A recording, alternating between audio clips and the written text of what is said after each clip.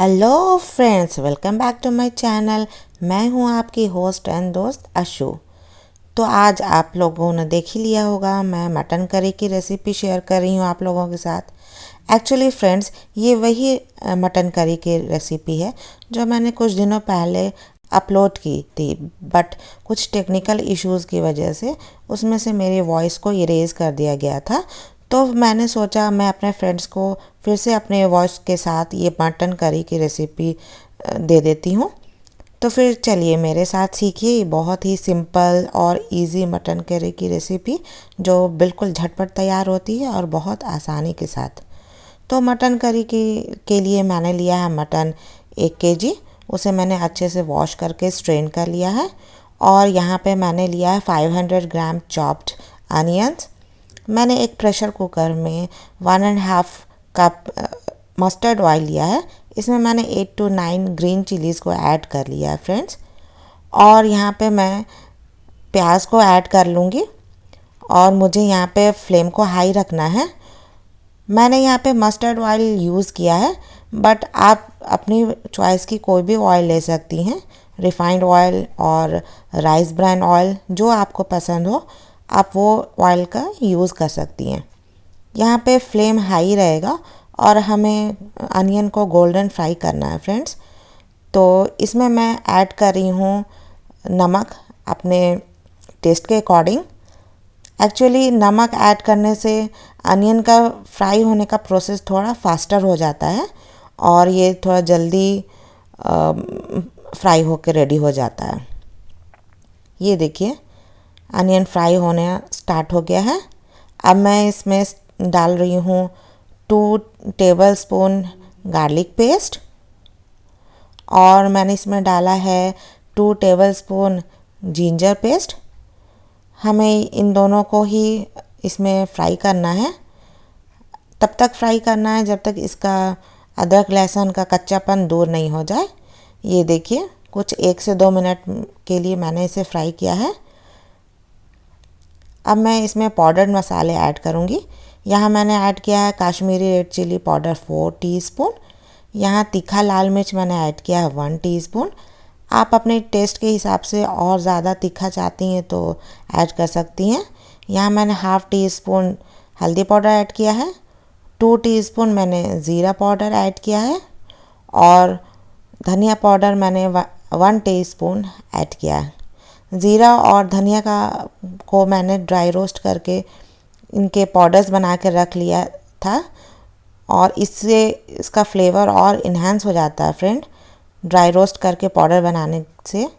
यहाँ पे मैं ऐड कर रही हूँ bay leaves 2, cinnamon stick 2 inch है, ब्लैक कार्डमम 2 है और छोटी इलायची मैंने 4 से 5 ली है। मैं ज़्यादा गर्म मसाले नहीं ऐड करती हूँ फ्रेंड।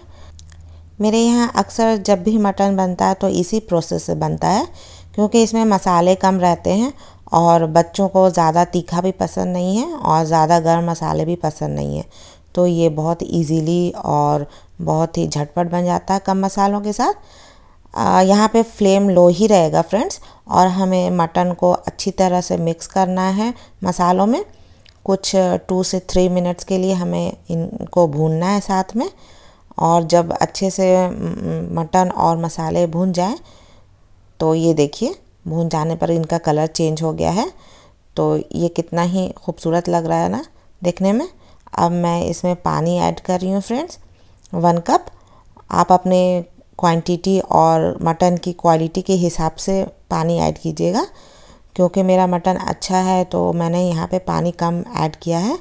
देखिए अगर आपका मटन अच्छी क्वालिटी का है, मीन्स फ्रेश है, तो ये जल्दी कुक हो जाएगा, तो इसमें पानी ज़्यादा ऐड करने की ज़रूरत नहीं है। ये आपकी मटन की क्वालिटी पे डिपेंड करता है। अब मैं इसे लिड लगा करके प्रेशर कुक दूंगी। कुछ 5 to 6 विसल्स लगने के बाद मैं इसे खोल रही हूँ और फ्लेम यहाँ पे लो ही था। और अब मैं यहाँ पे फ्लेम को हाई कर रही हूँ। यहाँ पे हमें अपनी कंसिस्टेंसी देख लेनी है ग्रेवी की, और नमक भी चेक कर लेना है। ये देखिए मैंने इसे चेक किया है कि मटन अच्छी तरह से कुक हुआ है या नहीं। मेरा मटन अच्छी तरह से कुक हो चुका था, इसीलिए मैंने इसमें विसल और नहीं लगाया। अगर आपका मटन कुक नहीं हुआ है तो आप 1-2 विसल्स और लगा सकती हैं। यहाँ पे मेरा ये डिश पूरी तरह से रेडी हो चुका है, अच्छी तरह से गल गया और मुझे यही कंसिस्टेंसी चाहिए थी। तो मटन मेरा बन कर के रेडी हो चुका है। अब मैं इसकी प्लेटिंग कर लेती हूँ फ्रेंड्स। तो बन कर के रेडी हो गया ना झटपट ये मटन करी। बिल्कुल कुछ ही मिनट्स में ये आपका जायकेदार और लजीज मटन बन कर के रेडी हो जाएगा। फ्रेंड्स, ऐसा नहीं है कि ज़्यादा मसालों के साथ ही कोई भी डिश अच्छी बनती है। ये एक प्रूफ है आपके सामने, क्योंकि इसमें मसाले बहुत ही कम डले हैं और बहुत ही जल्दी ये और आसानी से ये कुक हो चुका है मटन करी। और दिखने में भी ये कितना ही खूबसूरत लग रहा है फ्रेंड्स। और आप इसे पुलाव के साथ या ज़ीरा राइस के साथ खाएंगी तो सही में आप अपनी उंगलियां चाटती रह जाएंगी और ढेर सारी तारीफ़ें बटोरेंगी अपने फैमिली मेम्बर्स के थ्रू। तो क्यों ना जल्दी से आप भी ये मटन ट्राई कीजिए और बताइए मुझे कमेंट करके कि आपका ये मटन कैसा बन कर के रेडी हुआ है। मैंने यहाँ पे गार्निशिंग के लिए मैंने इसमें कुछ धनिया की पत्तियाँ ऐड कर रही हूँ। और ये देखिए कितना जायकेदार और लजीज मटन तैयार हो चुका है। मेरे बच्चों को तो ये बहुत ही पसंद आया फ्रेंड्स।